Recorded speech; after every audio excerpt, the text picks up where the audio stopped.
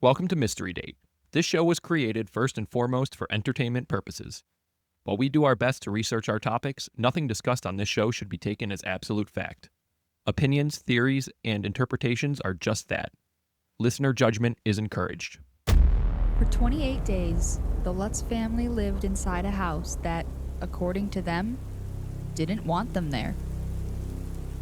They didn't flee because of a single moment. They fled because every night something changed.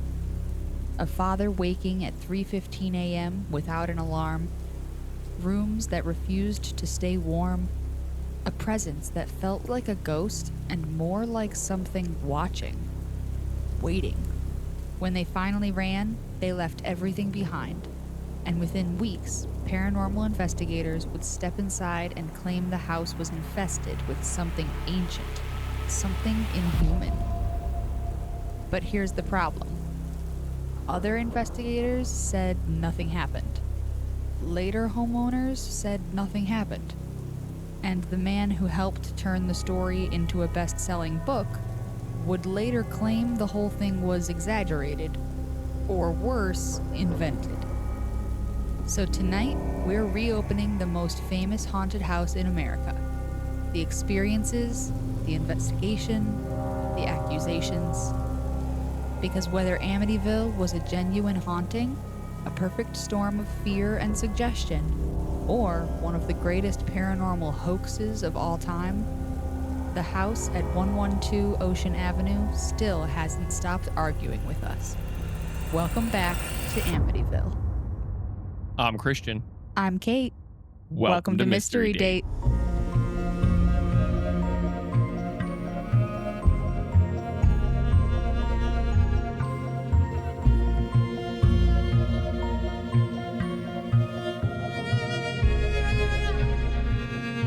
It's date night, meaning we get to talk about all things mysterious and weird. This season is called A Haunting, and it involves mysteries surrounding all things paranormal and ghostly in our world. Tonight's mystery is all about the Amityville hauntings. Sit back, grab your favorite drink, and let's start the show. We got some little homemade margaritas. Yummy, passion fruit. Oh yeah, they're passion fruit margaritas. They're delicious. That is getting way better. Yeah, We even got a little refill it's very good. It's very good. right in the center there. They're small cups. We might need a little bit more. Yeah, I mean, we will need more. We're gonna need more. Well, we made it back from our ghost hunt. You haven't seen too much of it yet. You might have seen the trailer, but we're working on the full video. But all you need to know is that we came back alive, so Yes. that's good. We're still here. Getting into tonight's episode, this is probably more of the story that you know a little bit about, at least have heard about, was the haunting aspect, right? Yes, because I've seen the movie. Yeah, okay. Which, I mean, according to the way they tell it, if it's all true, is pretty close, to be honest, because that was based off of a book of a guy who was given kind of the rights from this family to take their story. Okay. Well, yeah, because I saw the OG movie, not the, 2 remakes or 3 remakes that there have been. I had my tablet upside down. I did that for one episode. I'm not doing that again. It bothered me the entire time I was editing.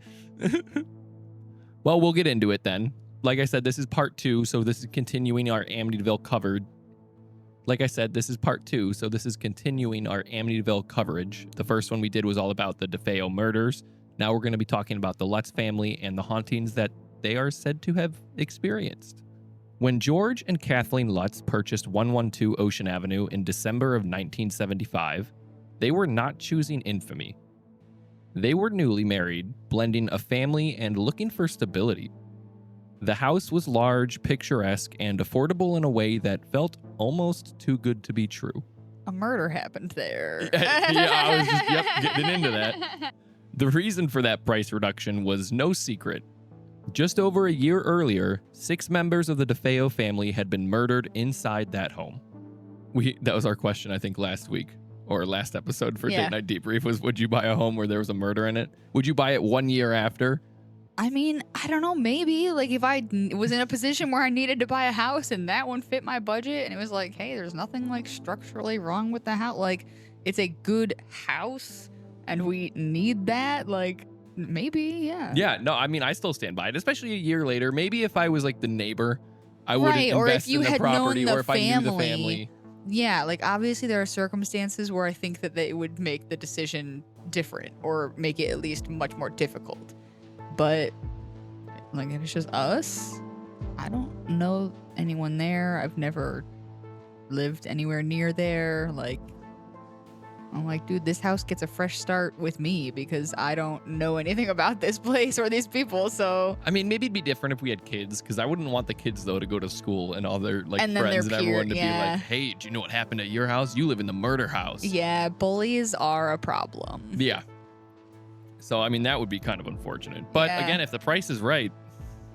According to the Lutzes, they were aware of the crime, but did not believe it would affect their lives. Kathleen Lutz later stated that she felt no fear walking through the home for the first time, describing it as beautiful and full of promise. George, however, admitted that from the beginning there was an unease that he couldn't fully explain. In later interviews, he would say, "I didn't feel afraid exactly. It was more like the house was watching us." That's unsettling.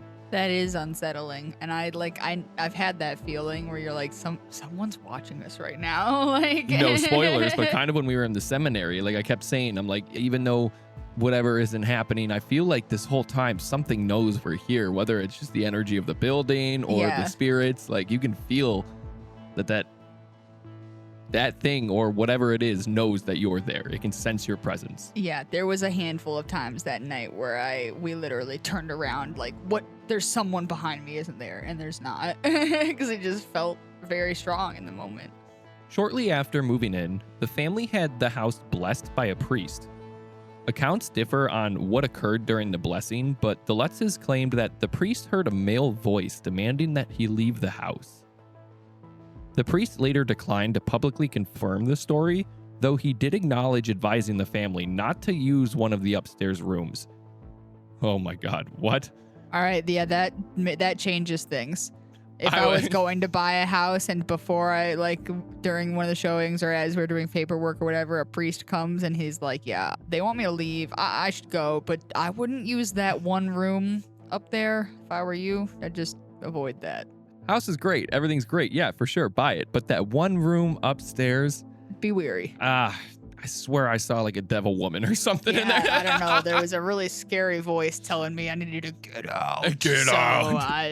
You are not alone. Good luck. But no, otherwise it's great. I'd raise my kids here. Yeah, that might change my opinion. That would Like, definitely okay. change my opinion. Okay, I don't want to fuck with that. There's a whole room in my house I should avoid because the priest thinks it's haunted. Why not just avoid the house? Well, and you know the history. Like they all know Yeah. the history. So you have that on top of it. And at first you're like, well, it won't impact our lives. And then before you even get in, a priest is, yeah, seems It kind of might fucked up affect- in that one yeah, area. It might affect your lives a little. It is interesting that he said one specific room. I mean, the murders happened in like various rooms. Yeah, I do wonder what that was about, especially like if you think maybe DeFeo was possessed or something. Was there one of those rooms? Was it his room? Was something calling out to him that priest noticed? You don't know, you know? Mayhaps. As the days passed, George Lutz reported dramatic changes in his physical and emotional state. Despite the cold New York winter, he claimed to feel overheated constantly and insisted on keeping the windows open. He later said, "I felt like I was burning from the inside out. I couldn't get warm no matter what." Friends and family members who visited during that period would later claim George seemed withdrawn, tense, and increasingly volatile. And that does sound like DeFeo. Yeah, That is spooky, that is creepy. because that's like the same behavioral pattern. Also, I gotta say, if we moved into a new house and you were just like, oh, we have to keep the windows open all the time, it's too hot in here, I'd be like, dude, fuck you, it's freezing. Like, I don't care. If you're hot, we're gonna get you some medicine for whatever fever you're clearly experiencing. Like, It's the middle of the winter and I for have real. blankets. You're like, I can't get warm, but don't close the windows. It's too hot. And I'm like, I'd be like, I'm tired of your shit. The blankets are to shield my skin from the ice, but I need to be cold. But it's fine. The house is fine. Yeah. No, it'd be a no from me, dog. Kathleen Lutz described a differently but equally troubling experience. She said she felt drawn to the house in ways she couldn't control, spending hours staring into the fireplace or sitting alone in rooms where she felt an overwhelming sadness. In interviews, she stated, "It was like the house wanted me there, like it needed me." Yeah, that face says it all. That's exactly how I was feeling.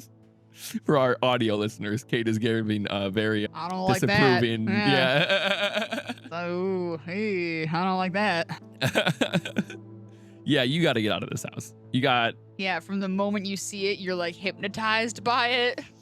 It's a house, bruh. It's just a house. And it'd be one thing to be like, oh, we got our house. I was just so happy that I was in love with it. It enveloped me. Like, Yeah. it was just overwhelming. But to be like, yeah, there were certain rooms that would just completely overwhelm me with sadness, but I would sit there alone for hours anyway because it needed me to. Like, the fuck? What needed you Yeah. to? The house? And you listened? Like... Yeah, I don't like that at all. The children, according to the Lutzes, were not spared. They allegedly suffered from nightmares, unexplained illnesses, and sudden personality changes. One of the most well-known elements of the story came from the children's claim of an imaginary friend named Jodi, which they described as a pig-like creature with glowing red eyes. What the fuck? That took a turn. That's not what I expected. Imaginary friend named Jodi. I'm like, okay, so it's probably like a small child or something, like a small girl figure. It's a demon pig with red glowing eyes. Like, and this comforts the children? Yeah, this that's is their just Jodi. imaginary friend that they've named? You know, like Charlotte's Web. Jodi. It's comforting. Yeah, I don't think that Jodi and Wilbur are the same. I don't think Wilbur had demon eyes. Is there a Brothers Grimm version? No. There we go. That would be it. That would be gold. George Lutz would later describe Jodi by saying, whatever Jodi was, it wasn't imaginary. It didn't behave like an imaginary friend. It behaved like something watching us. Again, there's this overwhelming sense that this family just feels these presences watching them, but they're all kind of wild and different. I was gonna say, they're all like vague too. They're like, whatever Jodi was. I'm not saying my children are right, but they're not wrong. Jodi was something, and it was something. It's like, but what? Yeah, they're being very vague. What are you talking about? What does that mean? What does that mean? What do you mean? What do you mean? What do you mean? Whether these experiences were the result of stress, suggestion, or something darker remains one of the most hotly debated aspects of the case. And from there, we're going to move on to the actual hauntings at 112 Ocean Avenue. There's a place called Ocean Avenue where the hauntings wait to fuck with you. Yeah.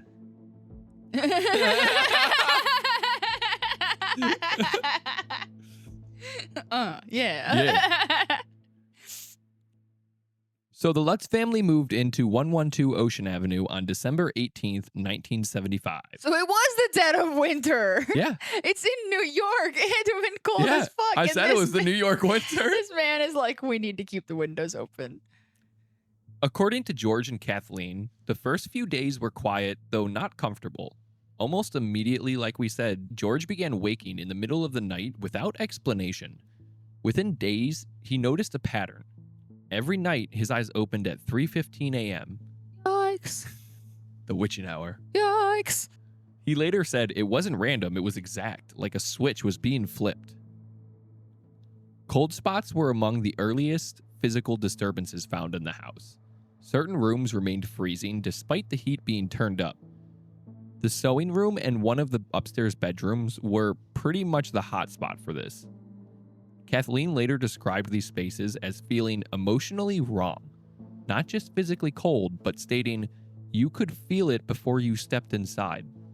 That's kind of how the seminary was. Yeah, there was a couple rooms in that place that I'm like, come on, I don't want to go in that room. Yeah, like before you get, like I do get that. So if you enter a room that, or a building that has that energy to it, I could understand how before you even enter a room, you get just that overwhelming, cold front almost. Yeah, some overwhelming dread or feeling that it's like, oh no. During the first week, the family arranged for a priest to bless the house. While details remain disputed, the Lutzes claimed that the priest heard a male voice telling him to get out. Get out. You had it on point. I was saving that for later, but you said it. Get out now. Wow. My house.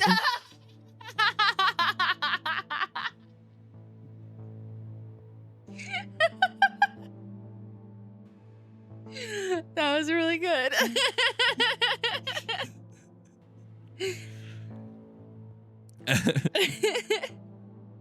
Shortly after, the priest allegedly developed blisters on his hands and he refused to return, later advising the family to avoid one of the upstairs rooms. Whether coincidence or catalyst, the tone of the house reportedly shifted after the blessing. Well, yeah, I'd be freaked out by those words from the priest too. If things weren't already suspicious, that would definitely set everything more on edge, I think. No, this is just my... If he had come back with better news, maybe then they wouldn't be so tense. This is just my comedic brain, but motherfucker, are you telling me not to go in one room and you got blisters on your hands? What were you doing in that room?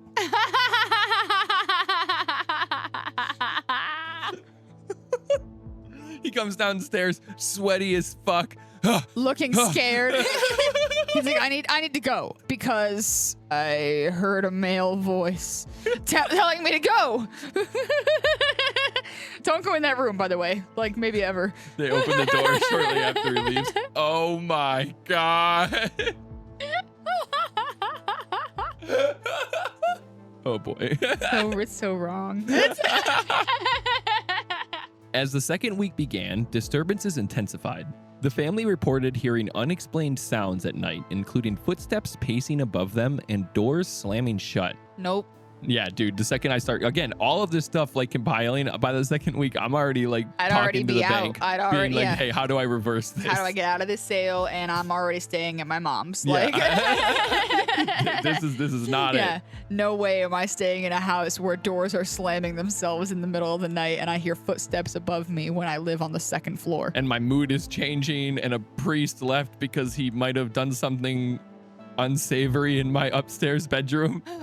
If he didn't do something, he saw something, which is worse, who can say? Yeah, I mean, either way, I'm not going in that room. Yeah, I'd be like, let's just stop unpacking. I don't think we're gonna finish moving in here. We're gonna get out of this somehow. George claimed that he would find doors locked that he knew had been left open, and vice versa. Kathleen reported vivid nightmares and waking visions. She later said that she felt drawn to the DeFeo children's former bedrooms, sometimes standing in the doorway without realizing how long she had been there. It felt like the house wanted me to remember something, she said. Could you imagine? I don't like it.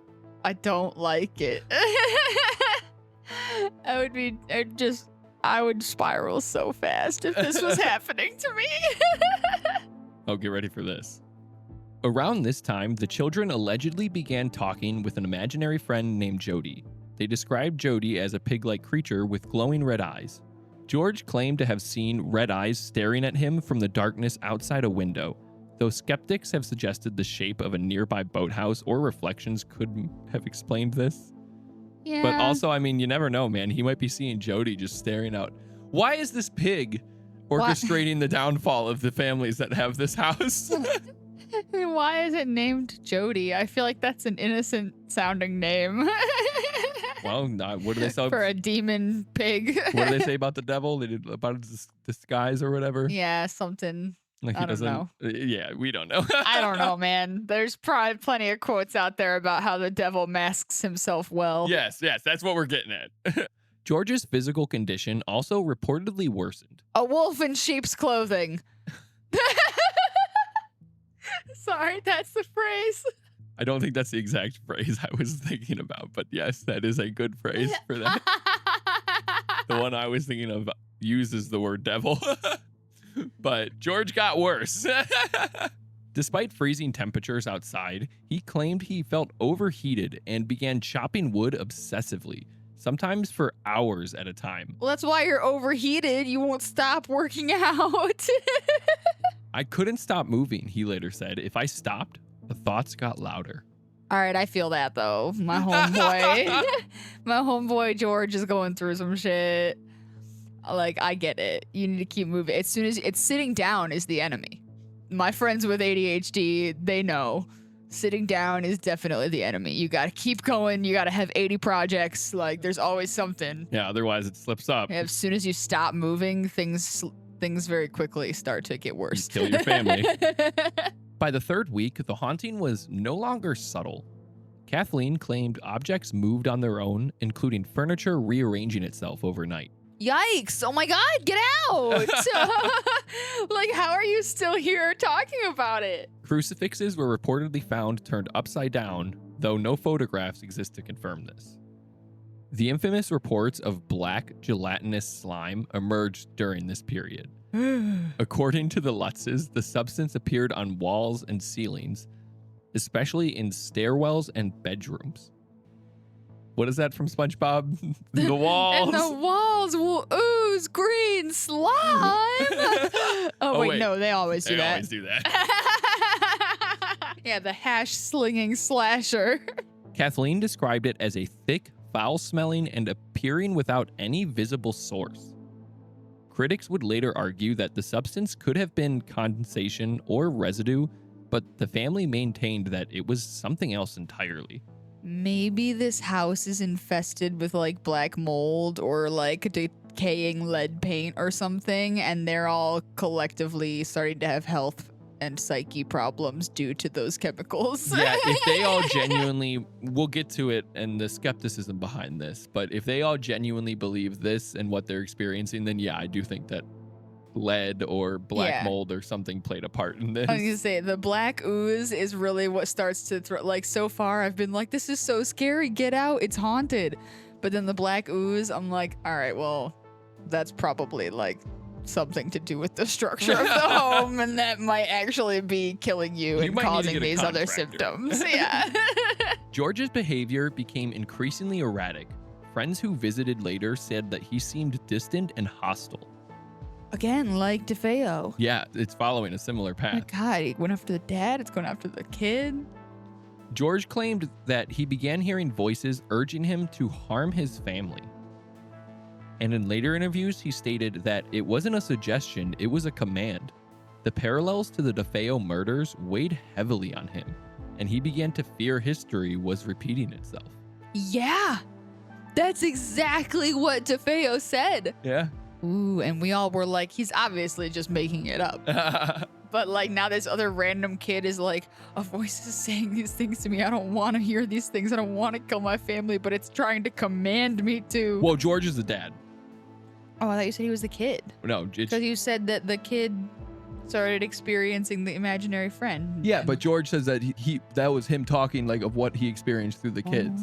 Like he was like, it wasn't imaginary. Whatever the kids were experiencing was something was there. And he's seen it watching him. Yes, this has all mostly been happening to George. Yeah. Poor guy. I know. It always seems to be the dudes. And then Kathleen is just here like, she's just the hypnotized. House wants me. Yeah, she's just, I don't know. Is she like in postmortem or something? I don't know. The kids don't seem that young. Oh my God. Did you just hear what I said? Postmortem? Maybe someone died. I don't know. Is she dead? She's not dead. We've been talking about spooky and dead things too much. That's why my brain said postmortem instead of what I meant, which is like postpartum. Hey, wait, depression did George symptoms or something. Was she just dead? Hey, is she dead? Maybe that's why she feels so drawn to this haunted house. It's her spirit, right?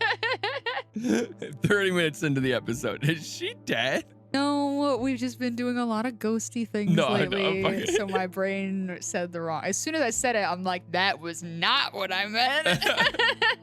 The final days inside the house were described as relentless. Sleep became near impossible, and loud bangs echoed through the home at night. Doors reportedly shook in their frames, and Kathleen claimed that the house grew unnaturally cold, even with all the heat sources running. Were the windows still open? Probably, because you got fucking George upstairs. I gotta chop wood inside now. Oh my God. On the last chopping wood all day, every day. On the last night, the family described what they believed was a full-scale eruption of activity. They claimed violent noises filled the house, freezing air swept through the rooms, and the sense of being watched became unbearable.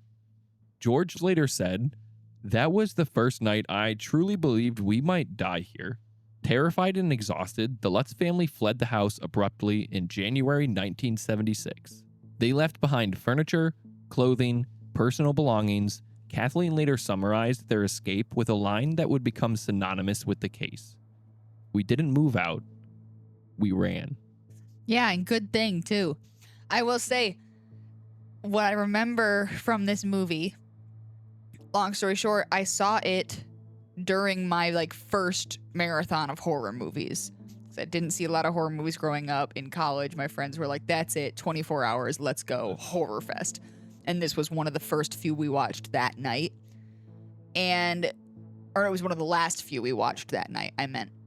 And by the time we got to this one, I was cheering for the Lutzes. I was like, yes, finally, smart family who is like, fuck this, let's leave. Because every other horror movie we've watched, they're like, we can fight this. Bring in a priest. Bring in the holy water. Bring in the investigators. We'll just ignore it. We'll just be stronger than that. We won't talk about it. They always want to fight it so hard. And this family was like, I don't know. I hope it's nothing. I hope it's nothing. And within a matter of days, they're like, fuck it, let's go. Yeah, No, I mean, that's like you said, that you always say it. You got to get the fuck out. And everybody got out. Everybody, including the dog. And I was like, yes. Yes. I was like, this was the best one we watched all night, guys. Now we're going to get into the Warren investigation. So in early February 1976, just weeks after the Lutz family fled 112 Ocean Avenue, the case began attracting national attention. News of the alleged haunting spread quickly through tabloids and local media, drawing the interest of paranormal researchers across the country. Among them were Ed and Lorraine Warren, already well known for their involvement in high-profile supernatural cases, and we've talked about them a few times already. The Warrens were invited to Amityville after speaking with the Lutz family and reviewing preliminary accounts of what had occurred inside the home. According to Lorraine Warren, she immediately sensed something was wrong. She later said, "This was not a human spirit. Whatever was there had never been human." The investigation was scheduled for March 6, 1976, and by that point, the Lutzes were no longer living in the house, and the property was technically vacant, though still filled with their belongings. That's creepy. Yeah. You just have this vacant house still filled with this entire... They didn't even go back for much. They never even went back to try to get stuff. It's just abandoned, fully moved into, though. And again, you have Lorraine going in there and immediately being like, whatever's in here isn't human. It's a pig. It's a pig! Spoiler alert. No, that is how the Conjuring movies make it seem too, though, with Lorraine's character, is she always her mind always goes back to Amityville and how that was the darkest thing she's ever felt. Yeah, the second she walks in, she knew, And she's like, this is a really bad case, and that was a case that almost got her to stop investigating at all. At least according to the Warrens. I was going to say, and also according to the movies, the Conjuring series. So, take it all with a big fat grain of salt. On the evening of the investigation, a small group gathered inside the house. And in addition to the Warrens, the group reportedly included a priest, several journalists, photographers, and other paranormal investigators. The goal was to document activity and to attempt to communicate with whatever presence the Warrens believed occupied the home. According to the Warrens, the séance quickly became overwhelming. Lorraine later described being struck by intense physical sensations, including chest pain, visions of violent imagery connected to the DeFeo murders, which that's all in The Conjuring, so that's kind of cool. Yeah. They do definitely refer to that. She claimed to see scenes of suffering replaying within the house, stating, "I was shown what happened here, and it was brutal. The house was feeding on it." Ed Warren claimed that the atmosphere in the room shifted dramatically. He later said that the temperature dropped. You could feel the hostility. This thing did not want us there. Several attendees later confirmed that the seance was emotionally intense, though not all agreed on the cause. The seance was reportedly cut short due to the fear that someone present could be physically harmed. Like, Jesus Christ, Lorraine, what is going on in that room? She said she had chest pains. Maybe she was just like she's just like, oh, oh my God, Elizabeth.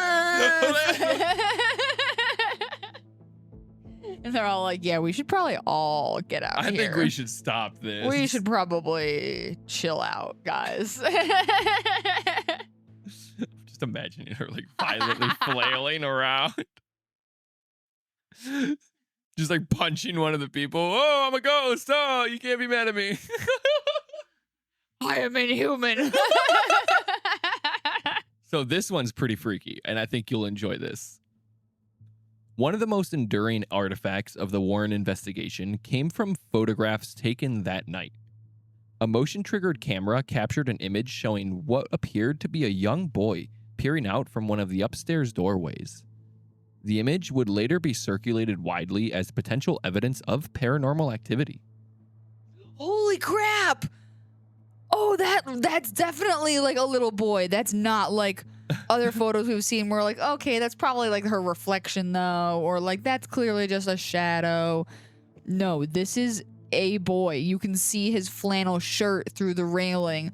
You can see his facial features and his hair and his eyes glowing, reflecting the flash of the camera. Like, did somebody bring their child with them to work that night and forget to mention it to the class? Because otherwise there's a fucking child ghost. The Warrens identified the figure as the spirit of a deceased child, possibly one of the DeFeo victims. Remember, there was like a 9-year-old boy a part of that. That's right. The youngest was like really young. Yeah. Ed Warren stated that was not a living child. No child was present in the house at that time. However, skepticism quickly followed. Critics suggested that the figure could have been a member of the investigation team, a trick of light, or photographic artifacts. But I will have this picture up here for you all to see. It's either they straight up faked it or this is real. I mean, there is no camera trickery. They literally had a child boy with them and took that picture and then just claimed, we didn't have any children there. I don't know how he's in that photo. Or they caught a freaking ghost kid on camera. Those are literally the only two options because there is a kid in that photo. I mean, it's not like today's generative AI Photoshop stuff. No, that didn't This was exist. in the Like, 70s. they would have had to stage it. Yeah. So it's not some sort of camera or editing trickery because, again, they didn't have those things in the 70s. So there's no fucking way that they could have pulled that off. That had to have either been a ghost kid or they had a kid with them and then they just told everyone in the press that there was no kid. No definitive conclusion was ever reached, and the photograph remains one of the most debated elements of the Amityville case, and I can see why. Like I said, I'll share it on anyone watching the video, or if you're just listening on audio format, be sure to go to our socials at Mystery Date Podcast. You'll see all of the photos and imagery that we share from these episodes there as well. I don't know, man. That seems like some proof to me. Can we prove that none of do any of these people have a small boy they could have had there? Like, can we start disproving that they faked it? Because we could probably do some independent investigation as Mystery Date, but really what it comes down to is a he said, she said. Like, we just don't know because there were other paranormal investigators there at the night. I would love to gather some more information about all the individuals who were there You'd that have night. to make a list of, and like how many of them had a young boy to a young boy.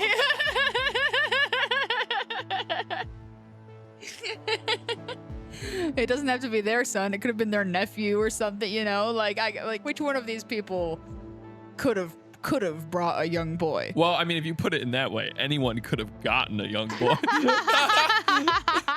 Oh, God, no. I had such a bad joke. I don't think it's okay. We're just going to stop it there. Don't abuse your kids. No, and fuck child predators as well. I was going to say, don't abuse your kids and don't capture or obtain kids. No. Adoption is the only right way to do something like that. No, we laugh because the world's fucked up and we don't know how to cope. Cry. Yeah. You laugh so you don't cry. It's a different type of insane, but it's more fun. Following the investigation, the Warrens publicly declared the house to be dangerously haunted. Could you Dangerously haunted. Could you imagine that sign, like, beware, dog, dangerously haunted? I want that for our house. That's pretty. Oh my God, yeah, it's not just haunted, it's dangerously haunted. Spooky, ooky.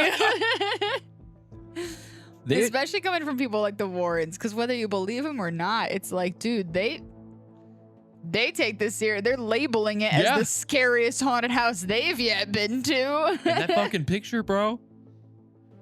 That's something. Yeah, that's what I'm saying. Like, I'm like, I would love if somebody out there on Reddit has already broken down this list of potential small boys that could have faked it. I would love to see that because I need to know. They'd be a man now. Here's the approach. If you're in your, like, what? So that was 70s. So they would have been probably born. They'd probably be like our parents' age. Yeah, they'd be like 60, like 50s, mid 50s. Mid 50s, maybe. Yeah. Except maybe a little older than maybe their parents. 60, then I guess probably at the max. Yeah, I'd say, okay, so if you're in your, like, mid 50s to 60s, or you have a dad or grandpa that has ever talked about this, let us know. Yeah. Are you the kid who faked this photo? Because if not, I don't think it was faked. I think this might be proof. I want to see a picture of the DeFeo's kid. Compare and contrast. Oh, he does look like the one DeFeo kid. Yeah, he does. You guys, I might not be a skeptic anymore. I think ghost hunting changed me. I think I believe in this shit. Well, hold on. Also, I don't know, that photo just seems like pretty fucking hardcore proof to me. It seems really legit. So the Warrens attributed the activity to a demonic presence, possibly drawn. Yeah, exactly. Jodi. Jodi was possibly drawn to the home by violence, emotional trauma, or what they described as spiritual vulnerability. Lorraine later claimed that the entity attached itself to George Lutz in particular, stating it followed him and the house was just the beginning. The Warrens strongly advised the Lutz family never to return to the property. They also discouraged further investigations, believing repeated attempts at communication could make the situation worse. Don't want to anger the spirits now, do we? Well, and you just have all that other energy coming in, you know, you never know. However, not everyone involved in the investigation shared the Warrens' conclusions.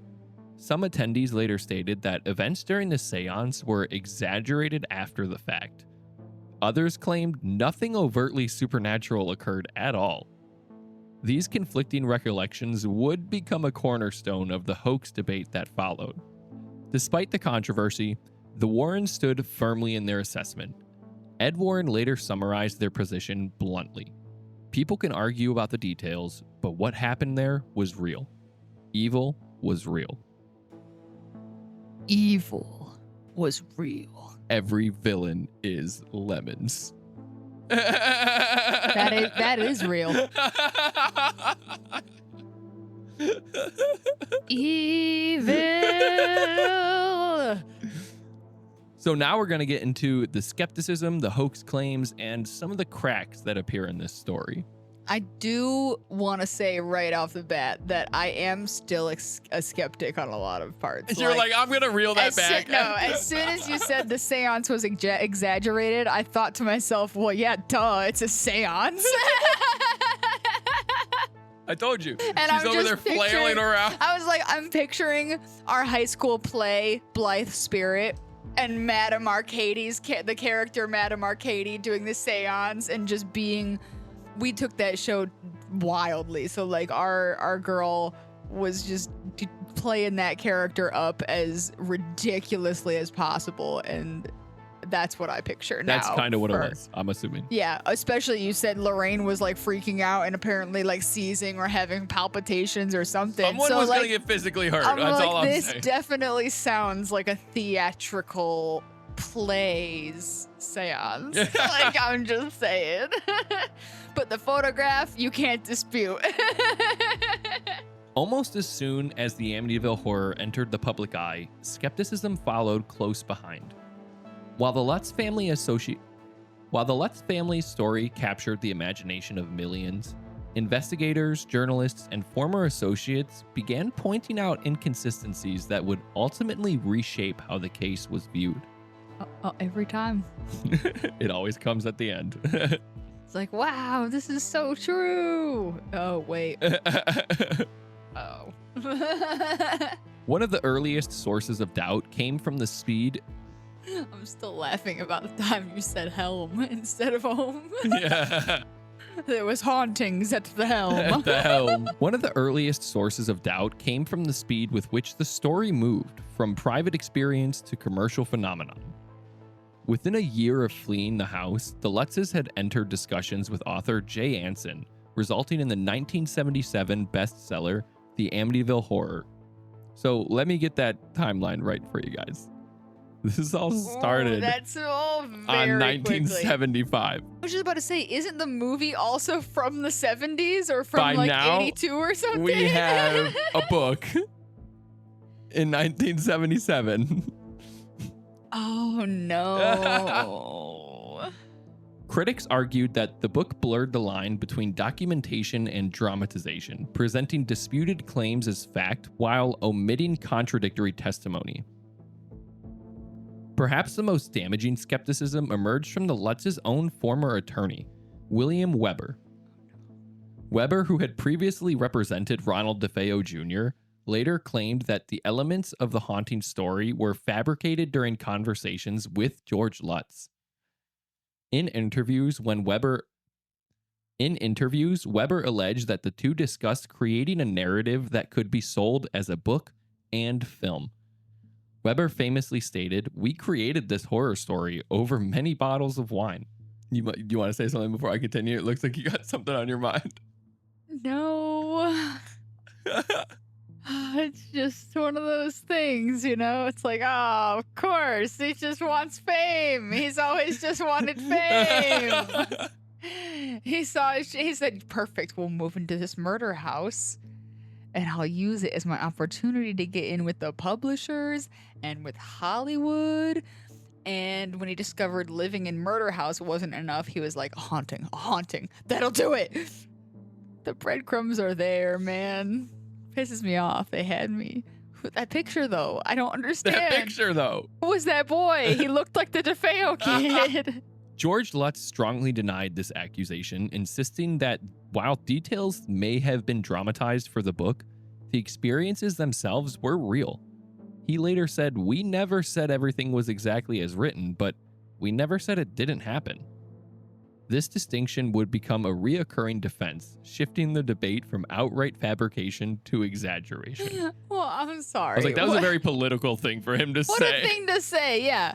Look, I'm not saying it's all real. I'm just saying that did not happen. It's not real. It's like, what? And now does it make sense why maybe in the beginning they were speaking so kind of like so vague? Yeah. I was like, everything they have to say sounds kind of like they're trying to use a metaphor or they're trying to like walk on eggshells around, like not saying too much. I'm telling you, the only thing that's gotten me so far about this haunting story is, if the family is to be believed and they were hearing slamming doors and stuff in the night, or doors were locking and unlocking themselves, I'd be like, nope, fuck that, I'm out. But so far, really, the only thing that's got me believing this is that photograph of the boy. Because there is a boy in that photo. There's no way that's some sort of trickery. I'll give my thought on it once we're done at the end, because it's kind of like involves wrapping it up. But I do have thoughts on the picture with the boy. Investigators also scrutinized the physical claims made by the Lutz family. Reports of black slime, doors torn from hinges, and violent poltergeist activity were never documented by police, insurance adjusters, or independent inspectors. And like we said, if you have black slime coming from your wall, the first thing I'm doing is calling a contractor to be like, hey, someone needs to look at this. And they called no one. For real, yeah. It's like, no, this is clearly something's wrong with my house. Make sure it's not poisonous, maybe. Critics argued that events severe enough to force a family to flee would have left physical evidence. No such evidence was ever produced. The famous photograph taken during the Warren investigation also drew intense scrutiny. While Ed and Lorraine Warren maintained the image showed a ghostly child, skeptics suggested it could have depicted a living person present during the investigation or a trick of the lighting and exposure. No definitive identification, though, was ever made, and the image remains inconclusive rather than confirmatory. I like that word, confirmatory. Confirmatory. Yeah, not conformatory, confirmatory. No, confirmatory. I might have said it a little bit wrong, but it's the word confirmatory. I thought it was confirmative. Is confirmatory not a word? I don't know. It is now. Fuck it. We're not researching it. I like the word. Yeah, I stopped us because I said I like it. I'd never heard of it before. Let us know. Or is it affirmative and confirmatory? Oh, yeah. No, see, it's too much. Further skepticism came from subsequent homeowners. Families who lived in the house after the Lutzes consistently reported no paranormal activity. One later owner stated publicly that the house was quiet and ordinary, and that the most disturbing thing about it was unsolicited attention from tourists and ghost hunters. So that does suck. Yeah, that tracks. Critics argued that if the house itself were the source of the haunting, activity would have continued regardless of the occupancy, which makes sense. Yeah, especially if Lorraine was still feeling things and seeing stuff 2 months after the family had moved out, but then no one ever after that ever did. It's like, what? Did the ghost? Jodi left. It decided to attach itself to either George Lutz or Lorraine Warren, apparently. And that's how we got the Conjuring series. No. Psychological explanations were also offered. Some researchers suggested the Lutz family may have experienced a form of mass stress response, amplified by knowledge of the DeFeo murders, financial strain, and suggestibility. The priest's disputed blessing, George's fixation on the crime, and the family's rapid immersion in paranormal The priest's disputed blessing, George's fixation on the crime, and the family's rapid immersion in paranormal interpretation may have created a feedback loop where fear reinforced perception. Even elements like George waking at 3:15 a.m. were questioned. Sleep researchers noted that humans often wake at consistent times due to stress, anxiety, or circadian rhythms, and that the association with the DeFeo murders may have been made retroactively. Despite these criticisms, skeptics rarely claim the Lutzes intentionally set out to deceive the public from the beginning. Instead, many propose a more gradual evolution, a stressful experience interpreted through fear, later shaped by media attention, and finally solidified through repetition. As one critic summarized, the legend grew faster than the evidence. The skepticism surrounding Amityville does not erase the fear the Lutz family claimed to experience, but it does complicate it. The case exists in a liminal space between belief and disbelief, where facts are scarce, memory shifts, and motivations are questioned. Amityville endures not because it has been proven, but because it cannot be conclusively disproven. Each claim invites a counterclaim, and each piece of evidence raises new questions. In the end, the haunting of 112 Ocean Avenue may say less about ghosts and demons, and more about how stories evolve when fear, trauma, and opportunity collide. Regardless of its authenticity, the Amityville story became a cultural phenomenon. The house itself transformed from a crime scene into a symbol. a place where true crime, paranormal belief, and mass media collided. The story inspired dozens of films, sequels, reboots, documentaries, and endless pop culture references, beginning with the Amityville Horror and continuing for generations. Today, the house at 112 Ocean Avenue has been renovated, renumbered, and sold multiple times. Its current owners have repeatedly stated that it is not haunted and that they have experienced nothing unusual. Yet, the legend refuses to die. The name Amityville has been shorthand for haunted houses everywhere, regardless of what truly occurred within those walls. Whether the Lutz family experienced a genuine haunting, succumbed to fear amplified by suggestion, or consciously shaped a story that spiraled beyond their control, Amityville remains one of the most famous paranormal cases in history, not because of its answers, but because it leaves us with unresolved questions. And sometimes, those are the most unsettling of all. So do you think 112 Ocean Avenue was actually haunted? I don't know. This is the first time we got you on an I don't know. I know. I really don't. I don't feel a gut answer towards one or the other, and I don't feel like there's enough evidence pulled on one side or the other. I feel like they're about even, and I don't know what I believe. And I think that's, like I said, that's why this story so much is like one of the most famous haunted houses. It's because most people probably feel like me, where they're like, man, I don't know, I like believe it and I don't. And then I have to wonder, do I kind of don't because I don't want to? Or do I kind of believe it because I kind of want to? Yeah. Like, what I think it is I think a murder happened in that house. There's a reason I wanted to do this episode in 2 parts. The murder is it's like the foundation of this haunting.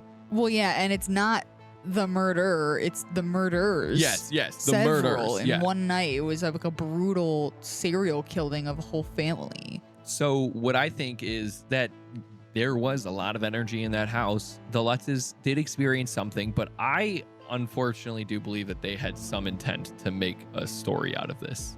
It all seems so circumstantial. Maybe I'm just like digging into it and being conspiratorial, but it does seem like they approached authors and stuff. It just moved so quick. As soon as they could, and it wasn't necessarily the other way around. Yes.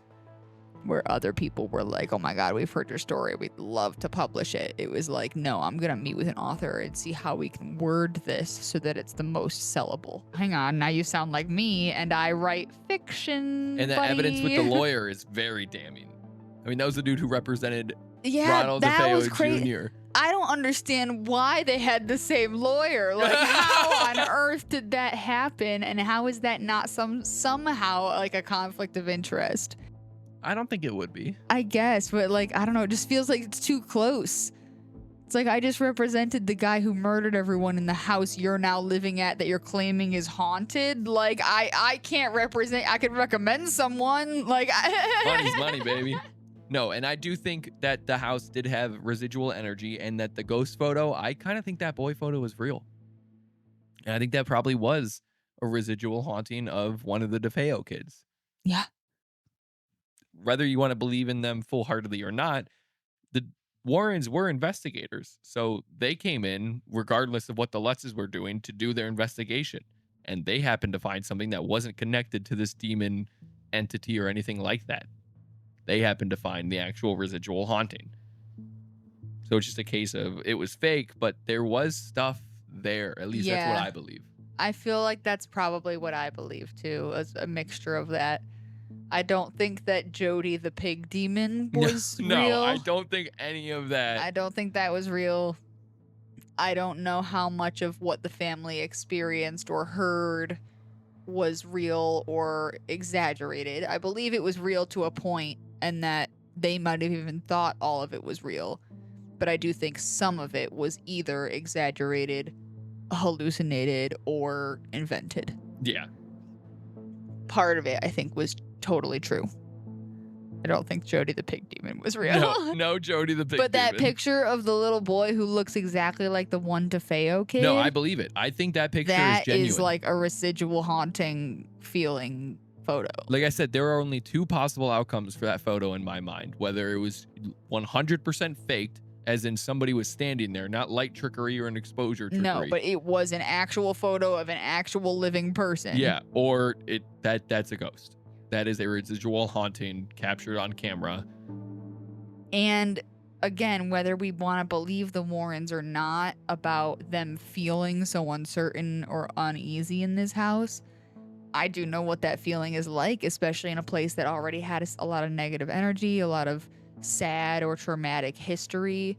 You go into those places and you can feel it. It's like, okay, this is somber or uneasy or unnerving even, or even like scary. At the seminary, there was plenty of places we walked around in that place that I didn't feel scared. But there was plenty of places that I was also like, oh my God, please don't make me go in that room. Yeah, no, you could. I don't even know why. I haven't been in there to see what's so scary about it, but I don't want to find out. Yep. So I know what those feelings are like. And I don't doubt that the family had some of those, especially knowing how many people were killed in that house. Exactly. One night. Violently by their loved their one. Own Like that family, is so traumatic. And like unexpectedly, and yeah, like, and so many of them were young. I mean, the parents were the only adults. Yeah. And then the murderer son, who was the next closest to being, adult, he was basically an adult. He was and like then it 20. was like 17, 13, and like 9 or something like that. I'm like, they're all children. So yeah, of course there's going to be some residual energy because they weren't ready to die. Their souls aren't at peace because they're confused. So that makes sense. That all tracks. But yeah, that whole I need to pitch this to authors and movies thing, I'm like, ooh, buddy. Now I definitely think you exaggerated some parts. Seems a little sus. There's always a fucking book. It's not like you waited 8 years and then wrote like a memoir quietly. You know, you're like, no, it's been 1 month since we fled the house. Let's talk to the publishers now and then get into Hollywood next month. Like, it's like, I'm sorry, aren't you still dealing with some PTSD from fleeing your home in the night? Oh my God. There's so much there that's why I think it's stacked against the Lutzes, in my opinion. I think it's a little bit of this, a little bit of that, though. I think it's a little bit of truth and a little bit of real haunting mixed with a little bit of exaggeration, stress, and intentful fiction. There you have it. We both kind of agree on the same thing. So let us know what you think in the comments, or whenever you share this episode, or in any other way, just email us what you think. But from there, we'll move on to the date night debrief. Have a simple question for this one, and I think I know what your answer is, but let's let the people know. What's your favorite band? 21 Pilots, baby. That's what I thought. Mine's AJR. I like them too. Yeah. I'm laughing because they're just so similar-ish in music styles, but like we joke about it. Yeah, two sides of the same coin. Yeah. They are.